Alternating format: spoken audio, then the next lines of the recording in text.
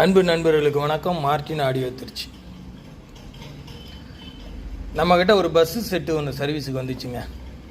2017 செஞ்சுருக்காங்க. யார் எந்த மெக்கானிக் செஞ்சாருன்னு தெரியல.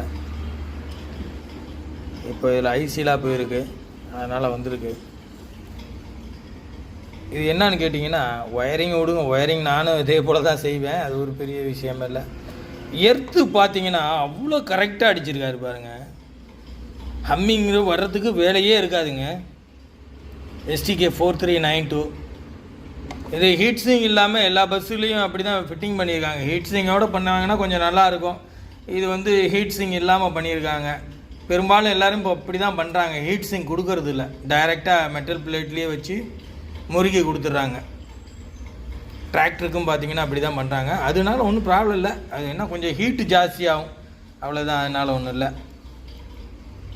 எனக்கு இது பார்த்தோன்னே இந்த எர்த்து ரொம்ப நாளைக்கு அப்புறம் பார்க்குறேன். இந்த மாதிரி எர்த்து அடிக்கிறது ரொம்ப நல்லா நீட்டாக அடிச்சிருக்காங்க எர்த்து. இது உங்கள் மெக்கானிக் உங்கள்கிட்ட சொல்லணுமேனு ஆசைப்பட்டேன். ஏன்னா ஒருத்தவங்க செஞ்சுருக்காங்கன்னா அதை நம்ம பாராட்டி ஆகணும்ல.